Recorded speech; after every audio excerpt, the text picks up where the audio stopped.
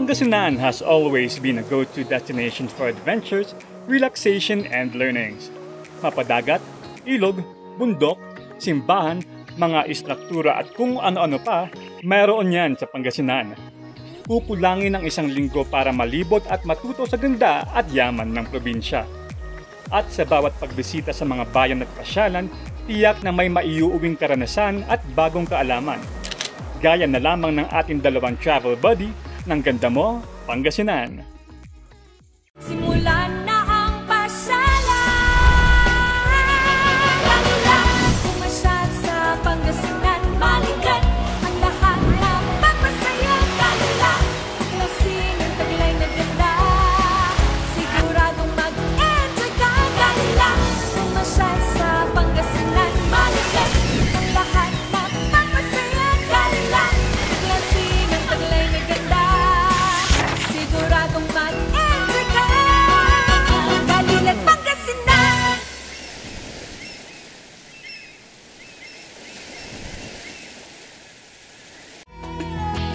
Despite being a Pangasinense, masasabi kong hindi ko pa tunay na kilala ang aking napakagandang probinsya. Marami pang dapat madiskubre, pero marami ring masayang balik-balikan. Kulang na kulang rin ang aking kaalaman sa kultura, kasaysayan at maging sa kwento ng nakaraan ng Pangasinan. Pero gaya ng sinabi mo, may mga natutunan din ako na napakagandang alalahanin. Ako si Rondel, ang iyong travel hati.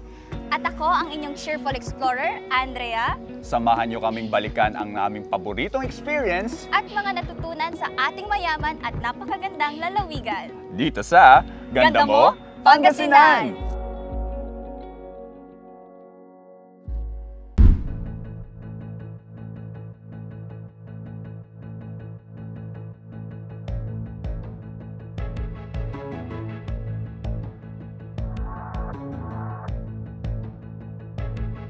Dubbed as the giant clam capital of the Philippines, ang Bolinao ay tahanan ng 8 species ng giant clams.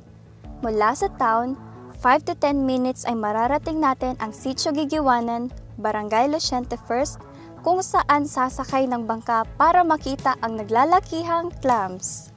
Andito tayo ngayon sa Gigiwanan Beach at papunta tayo sa Giant Clam Sanctuary na talagang pinagmamalaki ng bayan ng Bolinao.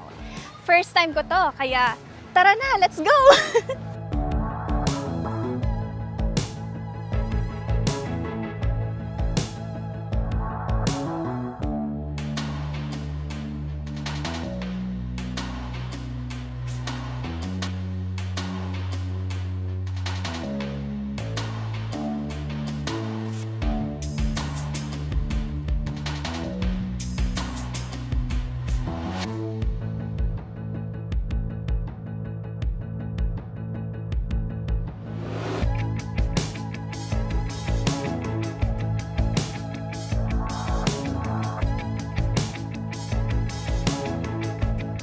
Mga 45 minutes na boat ride bago tayo makarating sa Giant Clam Ocean Nursery.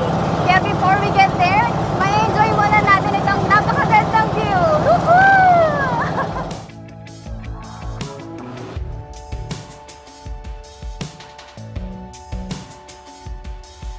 Mula sa town, papunta sa Sitio Gigiwanan, ang pamasahe ay nagkakahalaga ng 30 pesos per person. May narirentahang bangka sa halagang 1,500 to 3,500 depende sa bilang ng tao naggagamit para makarating sa nursery.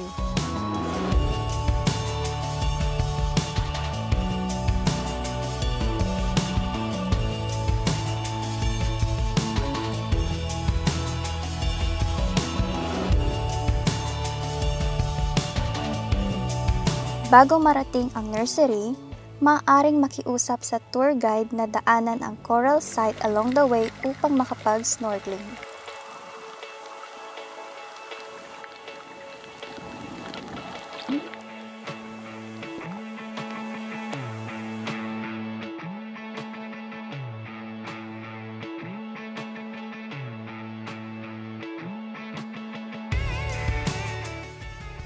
I've been staring at the edge of the water long as I can remember.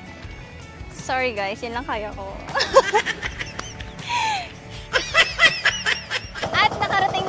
dito sa Giant Clam Ocean Nursery at from here, makikita natin ang Silaki Island.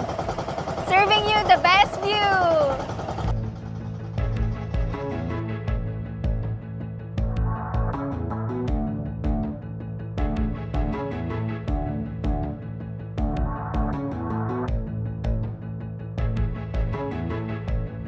Welcome po kayo dito sa Giant Clam Ocean Nursery.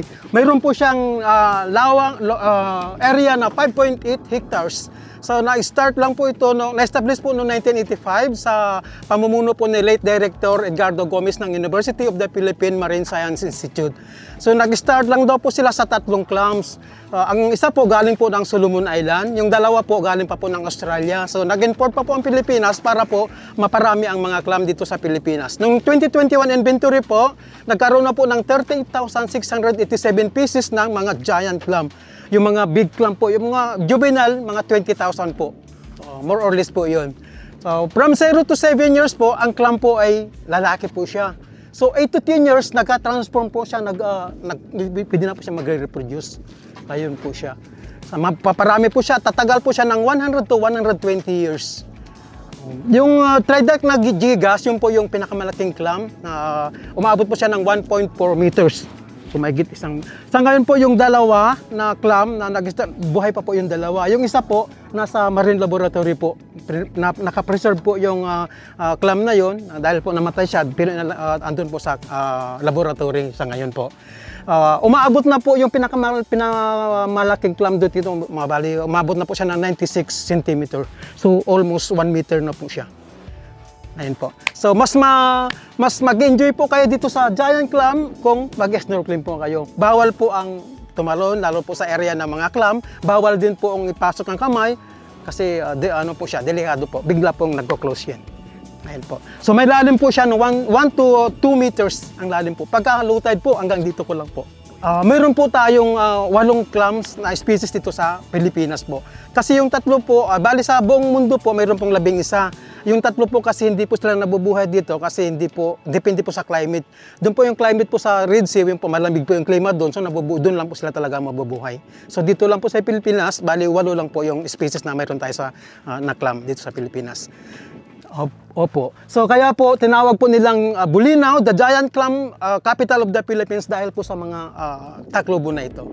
And po maraming salamat po at welcome po kayo dito sa Bulinaw. So yung 8 species po na meron tayo dito sa Pilipinas nandito po ngayon sa Giant Clam. Ayun po, dito po sa Ocean Nursery.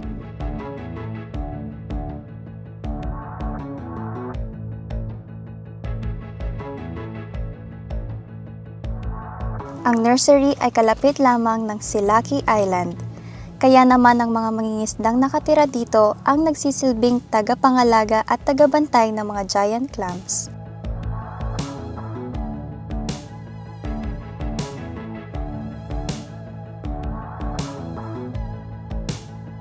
Hindi lang sa pagkuha ng litrato sa ganda ng tanawin ang maaari mong gawin sa pagbisita sa nursery.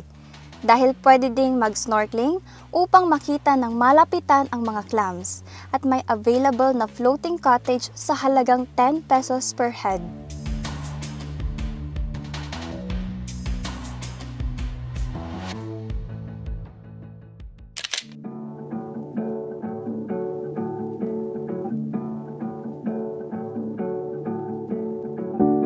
Grabe Andrea, napaka-exciting naman na experience mo sa Giant Clams ng Bulinaw, Pangasinan. Oo. Yung trip namin yun, sobrang init at sobrang layo. Pero kapag nakarating ka na dun sa destination, sobrang worth it talaga. At dahil sobrang init, alam ko nang dadalhin ko next time. Sunscreen, and I would love to experience the Giant Clams of Bulinaw, Pangasinan with you. Sure, pero hindi ko rin naman na-experience yung mga cave, kagaya mo. Yes, yung experience ko sa mga caves sa Santa Rosario Cave ng Mabini, Pangasinan was so exciting. Tara, balikan natin. 300 pesos ang arkela ng tricycle mula Poblacion papuntang Santo Rosario Cave. Caves might be the scariest of all places, but for some, caves are places for tourism and recreation. Approximately 35 minutes from Poblacion, matatagpuan dito sa Barangay San Pedro ang kuwebang may habang 1.3 kilometers, ang Santo Rosario Cave. Tara, pasukin natin!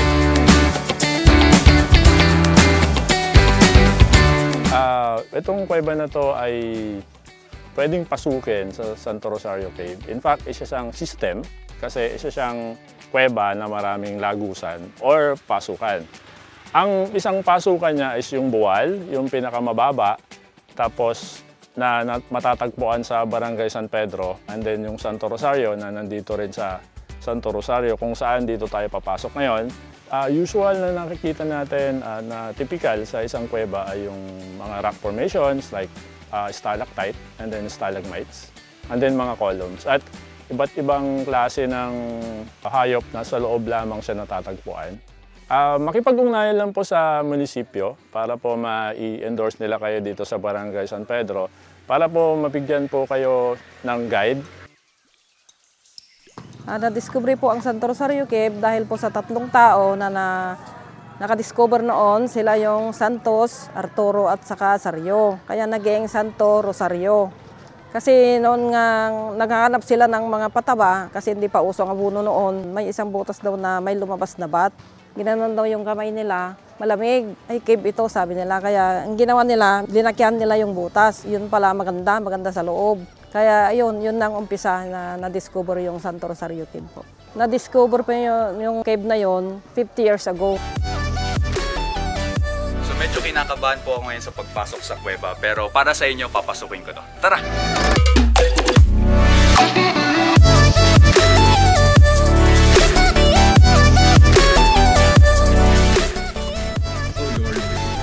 Oh dear!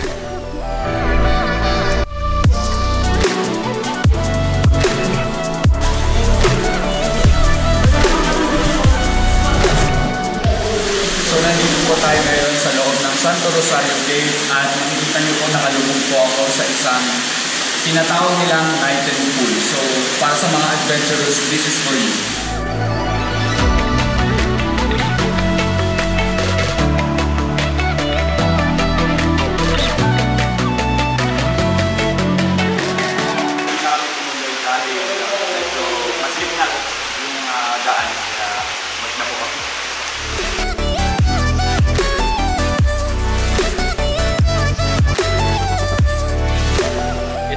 Scary but at the same time nakaka-excite kasi yung thrill habang papasok ka ng papasok doon sa kuweba talagang makikurious ka kung ano ba yung nasa dulo, kaya must try guys. With the headlights to give us vision, we have entered a place of complete darkness, enveloped by deafening silence, a place of learning and discovery, a proof that it has been delicately carved out by nature over centuries.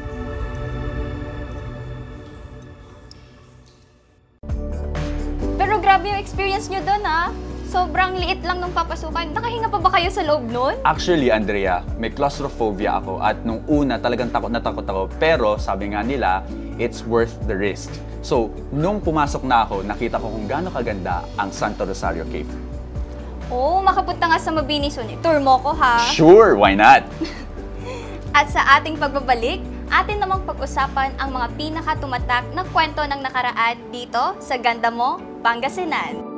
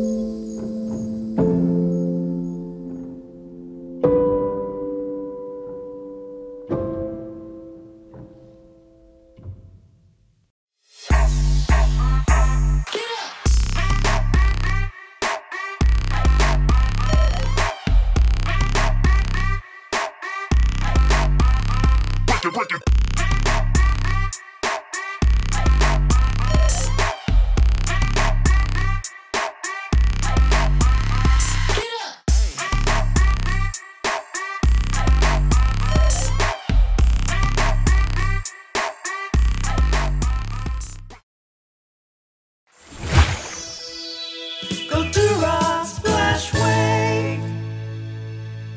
Come have fun and enjoy the sun. Family and friends as one. Welcome to Kultura Splash Wave, a world-class resort nestled at the foot of the mountains. Have fun with the different waves at our amazing wave pool. Be thrilled at the heart-pounding giant slides.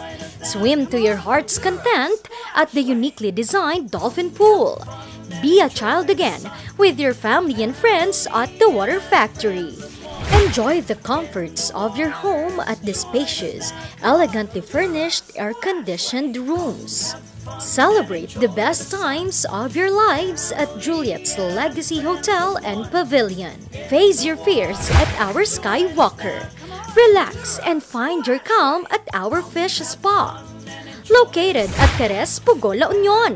Live the adventurous life with Kultura Splashway. Join us now, come on, Kultura Splashway. Kultura Splashway. Come have fun and enjoy the sun.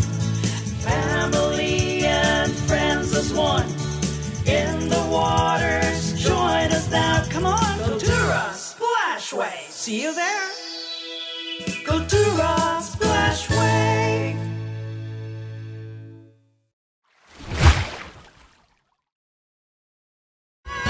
Galing Pangasinan.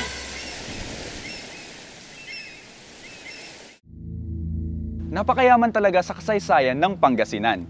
Naging malaki rin ang parte nito sa kalayaan ng ating bansa. Totoo yan, Roniel. Napakarami ring nakakabilib na kwento ng pagsisimula. Pero ang paborito ko, ang pagkakasulat ng Tulang Pilipinas sa bayan ng Bautista. Tara, balikan natin.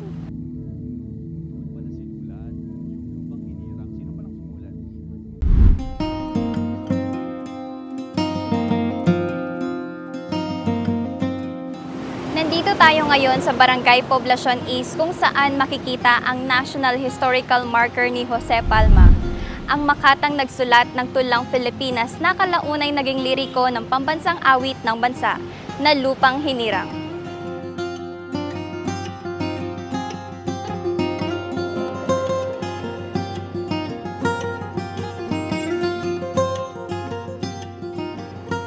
Ang Tulang Pilipinas, inilathala sa isang pahayagan, ang La Independencia, na nakasalin sa wikang Espanyol.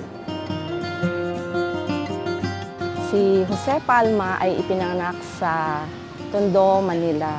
So, siya ay kapatid ni Dr. Rafael Palma, ang ika-4 na Pangulo ng Universidad ng Pilipinas. So, si Jose Palma ay nag-aral sa Ateneo Municipal, kung saan siya ay sumulat ng mga patriotic poems. So, sa edad na 17, nailathala ang kanyang mga tula. Nang sumiklab ang Philippine Revolution, isa siya sa mga inilista na maging sundalo. Habang siya ay lumilikas kasama ng La Independencia staff, sila ay humimpil dito sa bayan ng Bautista. So, nang marinig niya ang Marcha Nacional na himno na kinumpose ni Julian Felipe, dito sa Bautista isinulat ni Jose Palma ang liriko ng pambansang awit habang siya ay nakasakay sa isang tren na nakahinto sa tapat ng Casa Hacienda. Pinagdiriwang natin ang ika-125 anibersaryo ng pagkakasulat ng ating liriko ng pambansang awit. Taong 2015, ipinagkaloob ng National Historical Commission of the Philippines o NHCP sa bayan ng Bautista ang pagkakaroon ng marker na ito. Taong 2017 naman nang formal itong inilunsad sa publiko bilang tanda ng pagiging parte ni Jose Palma sa Pilipinas at ng bawat Pilipino.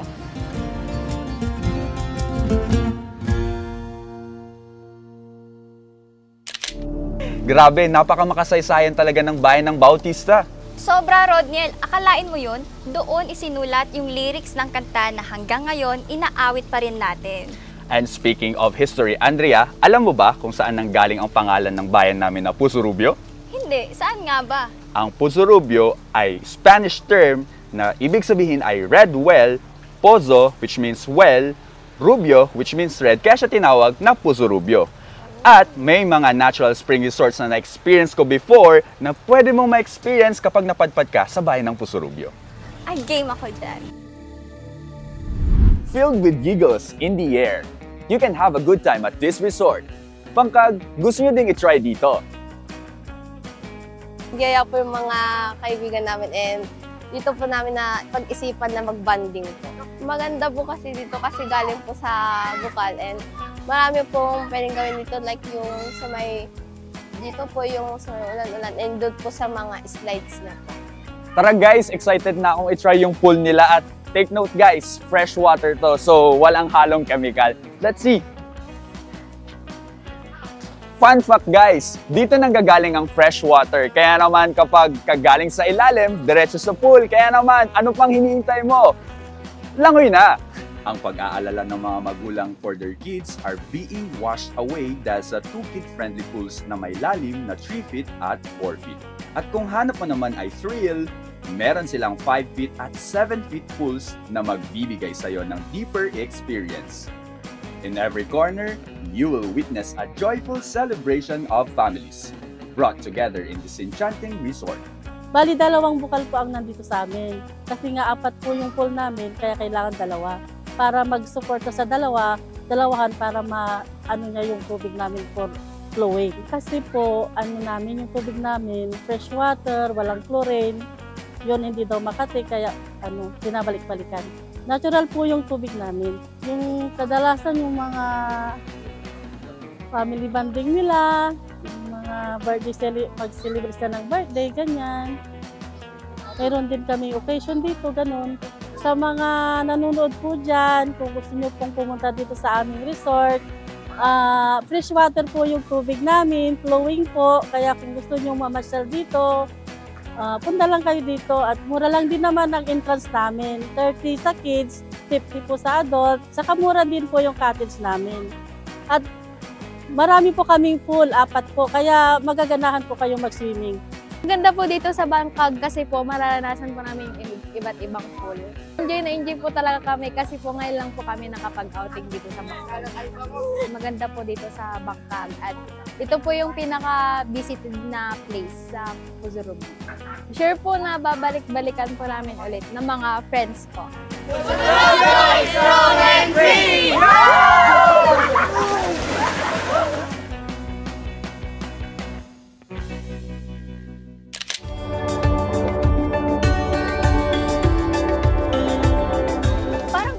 Pumunta ng Pusurubio at masubukan yung natural spring ninyo.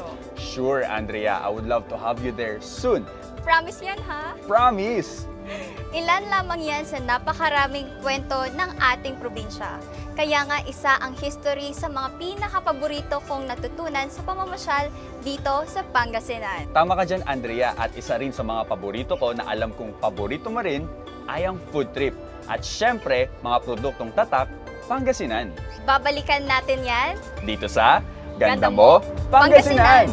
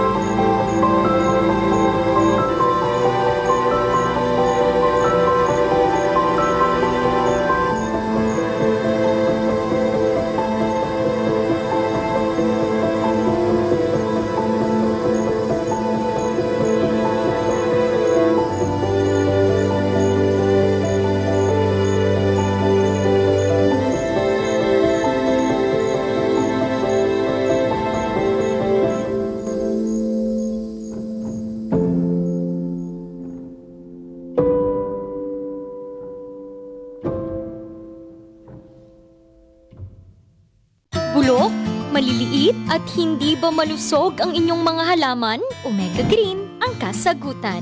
Ihalo lang ang 2 kutsara nito sa isang maliit na container at kaunting tubig. Pagkatapos ay ihalo sa knapsack sprayer at pwede na itong ispray sa mga pananim. Meron itong nitrogen, phosphorus, magnesium, copper at zinc na tumutulong sa pagpapaganda at pagpapabilis ng tubo, pagpapanatili ng nutrisyon, mas malagong mga dahon at panlaban sa mga sakit ng mga halaman. Hindi rin ito nakasasama sa kapaligiran. Pwede rin ito sa kahit anong klase ng halaman, mapa-highland crops o lowland crops. Omega Green by Encam Agri-Marketing, the ultimate friend of farmers.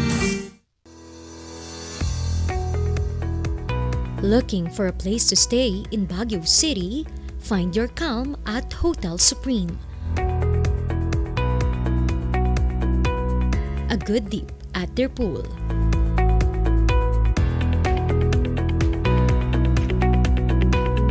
Clean and comfortable rooms with a view.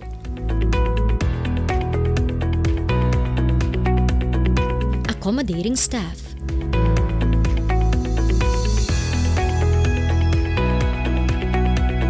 You can also enjoy a sip of coffee at their coffee shop. Good food for a good mood at their restaurants. Spacious halls for events, and many more. A perfect balance of business and relaxation, all at Hotel Supreme. Galing at Pangasinan.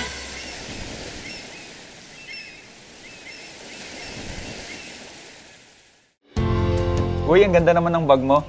Ito ba? Siyempre, gawang wilab ng Binalonan. Saan siya gawa? Gawa siya sa recycled corn sacks and I am so lucky to witness the whole process kung paano nila ginawa ang bag na to. Parang kasya yung libro ko dyan, ah. Kasyang-kasya. Gusto mo bang malaman kung paano nila to ginawa? Sure, I would love to. Tara, panoorin natin to. Epic drop. Kung usapang bag, expert na raw dyan ang mga kababaihan. Sa bayan ng Binalonan, ang paggawa ng bag, paraan para ipakita ng isang asosasyon ang women empowerment. Ang fashionable bags na kanilang nililikha, gawa sa mga sako ng mais. Ako po ang nag-start ng Women Empowerment Livelihood Association noong year 2018. So, I was able to recruit a number of 30 members.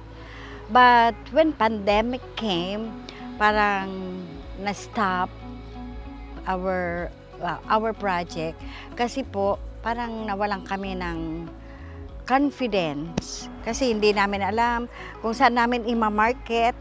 So in a while, na-stop siya without expectation na matutuloy pa. But luckily, in 2022, dumating ang napakabait na Asian company who is again willing to restore their donation to us at nakahanda na naman sila a number of sacks na i-donate sa amin. So I decided to accept the material again. We already renamed the organization as the Women Empowerment Livelihood Association of Binalonan. That we have a number of 79 members. Nakatulong sila in the sense of providing them home-based jobs. Per member, I give them 100 bags for them to dismantle and I pay them 20 pesos. So, ibig sabihin, yung 100 bags, they are already earning 2,000 pesos for them. I have proven myself na this is a good income generating for everyone. So nakita nila na nung may mga masisipag naka-receive ng somewhat like 17,000, 10,000, maraming natuwa na mga balikbayan, relatives, friends, ganyan na nakikita nila kasi napopost namin on Facebook. So nag-o-order sila individual.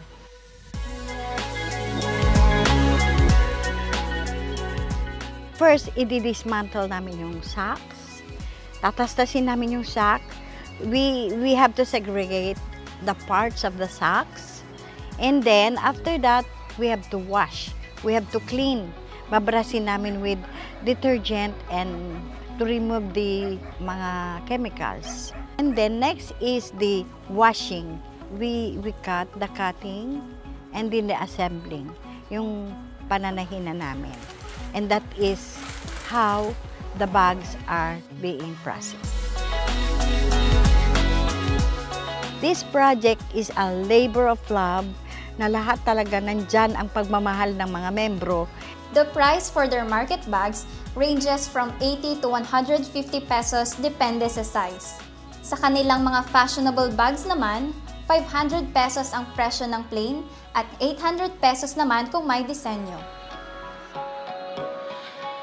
Para sa akin po, nakatulong po yung We Love. Dahil nandun lang po ako sa bahay, nagtatahi kami ng mga bags, gano'n. Nakakatulong po sa mga gastusin, ibang gastusin po sa bahay. Marami pong natutuwa pag yung mga, lalo na yung mga nakakakita ng mga bags na ginagawa namin, tinatahi namin.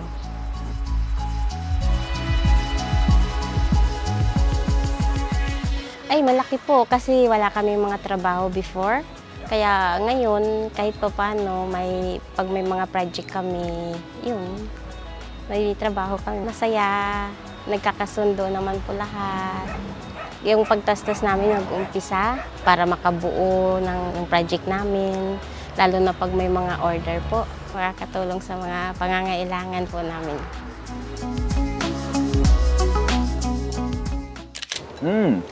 The best talaga tong pasta, no? Oo nga, ang sarap nga niya eh. Pero alam mo, mas best kapag may kasama tong panulak na natikman ko from Season Pangasinan. Oo, ano ba yung natikman mo doon? Tapoy or rice wine. Oo.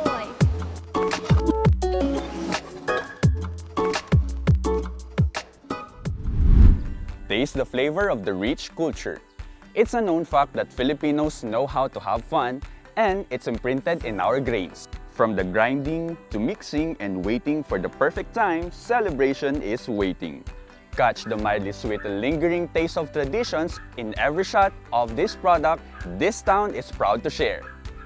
Ang bayan po ng Sison ay host po sa isa sa may malaking population ng indigenous cultural community. Kaya po kami mayroong IPMR or Indigenous People Mandatory Representative. And we're very proud of our indigenous people, brothers and sisters here in our Sison. And ang tapoy po is produkto po ng nila na galing po sa kanila, nadadala po dito. Kung yung rice wine, as in rice wine talaga, depende kasi yun sa pagkakatap, yung alcohol content niya. 1 week, watery na siya. So pwede na natin siyang ilagay sa bote, ibenta, ganun. Pero yung effect niya is hindi pa siya ganun katapang, kumbaga. Pero usually mga 1 month, ganun, 1 month. Sa ngayon po, dahil nagsisimula pa lang po itong ano natin na ito, parang by orders, ganun. Meron din kaming, nag-order din ang 1,001 product ng Sison na mga product namin. Gumagawa ako talagang binibenta ko online. Ang bilis naman pong mabenta. Meron kasi tayong dalawang klase. Yung isa is yung good for 2 to 3 days, pwede na natin siyang i-harvest. Ayun yung tinatawag natin na sinaig or binubudan. Kasi bago siya maging rice wine, yung 3 days na yun, ay naano na namin, binibenta. Usually yun ang mabenta sa mga babae. Mas gusto nila yun kasi matamis lang siya. Yung tapang niya parang okay lang. Unlike doon sa rice wine na talagang may hagod. Depende po sa paggawa. Halimbawa, nung una, yung ginawa kong 3 ganta, 3 sukat, is nakagawa lang ako ng 1 bote mahigit. Ang ginamit ko kasi doon is yung rice, special rice lang, mga 160. Iba kasi yung rice, special rice sa sticky rice. Mas maraming na-produce na rice wine yung sticky rice.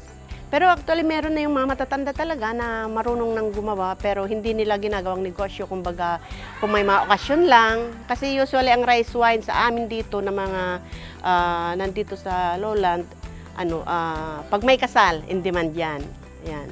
Tsaka pagka mga, halimbawa, festival, Thanksgiving festival, or yung tinatawag namin na, pagka Oktoberfest, mga ganun. Tuwing gumagawa ng tapoy, the elders have to do it in a secluded place away from children. Paniniwala ito para hindi mabulabog ang mga espiritong nang babasbas ng tapoy. Bago pa man maging tapoy, pwede mo nang kainin ang fermented rice. And the elders believes na kapag kinain mo sa umaga ang fermented rice na ito, it will help you improve your digestion.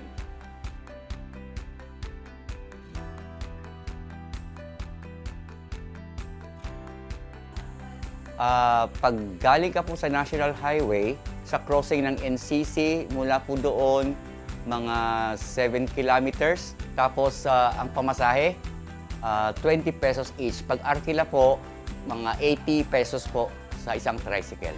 Kasi dito po talaga napagawaan ng tapoy. Kasi ang mga tao po rito, ang sinasabing mga indigenous people, at saka sila po talagang may nakakaalam ng paggawa ng rice wine. Sabi sa English, tapoy po sa amin sa Tagalog at sa Ilocano. Bilang barangay captain, siyempre, very proud po ako at dito po ginagawa ang tapoy dito po sa barangay Labayog. Since time immemorial, nandito na ang mga bago, mga IPs dito sa Labayog. Of course, kung ano ang mga tradisyon, yun ang ginagawa namin. Kung may wedding, kung may namatay, binyag, kasal, kung ano ang ginagawa ng mga forefathers namin noon, hanggang ngayon ginagawa pa rin namin. Kaya napipreserve ang culture at tradisyon hanggang ngayon.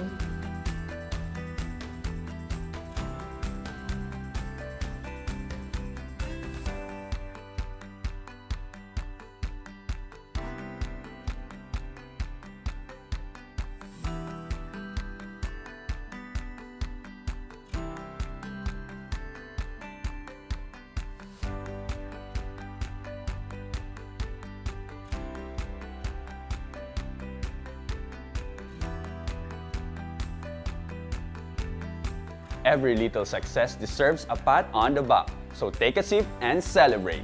These booths will certainly bring good memories in season. You can even take some bottles home.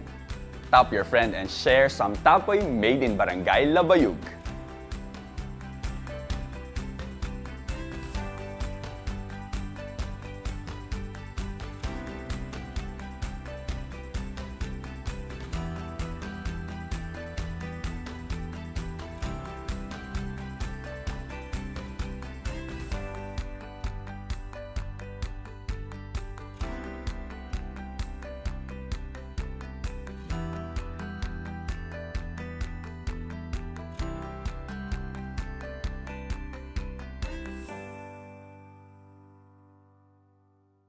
Grabe sa Pangasinan, talagang lahat mahanap mo, no? And what makes this province unique is the uniqueness of each town and municipality as well. Sa laki ng probinsya at sa dami rin ng pagkakaiba-iba, nakakamangha rin pag sinabing Pangasinan, masasabi mong probinsyang nagkakaisa.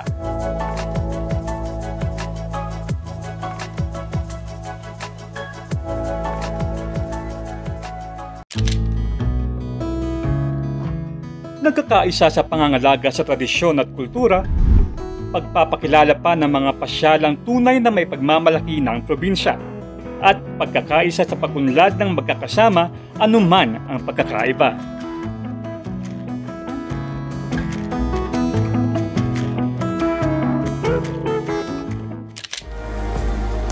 Ikaw, anong paborito mo?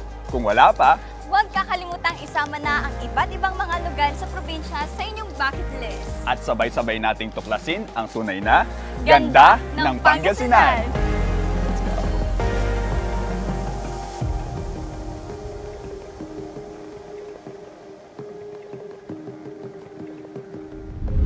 Hosting the Ganda Mo Pangasinan segment was an incredibly enriching experience that went far beyond the screen.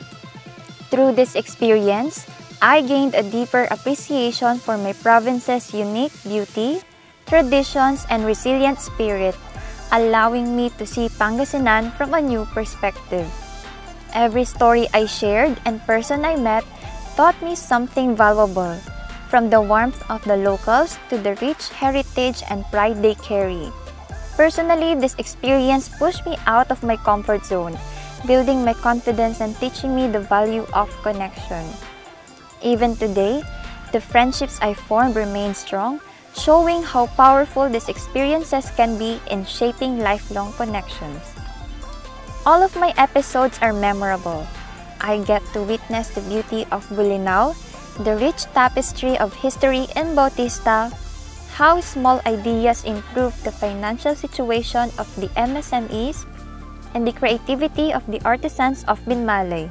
But Manaoag holds a special place in my heart, for it showed me the blend of spirituality and tradition that shape our identity as Pangasinan. A grateful heart always remembers. That is the greatest lesson I have learned from Ganda Mo Pangasinan. Aside from traveling and unveiling the beauty of our province, which is blessed with gateways of amazing tourist spots, my life was also blessed with endless opportunities that has brought me to where I am now. I will always be thankful and grateful for Ganda Mo Pangasinan for giving me the opportunity to experience the serene beauty of my province, which helped me to grow and widen my perspective in life. And if there's one featured place I will never forget in Ganda Mo Pangasinan, that would be the episode of Puso Rubio and Lawak, where all my dreams began. Just like my town's name, Puso Rubio, which means red well, it also signifies the red color in my life as a fighter and to always aim for victory.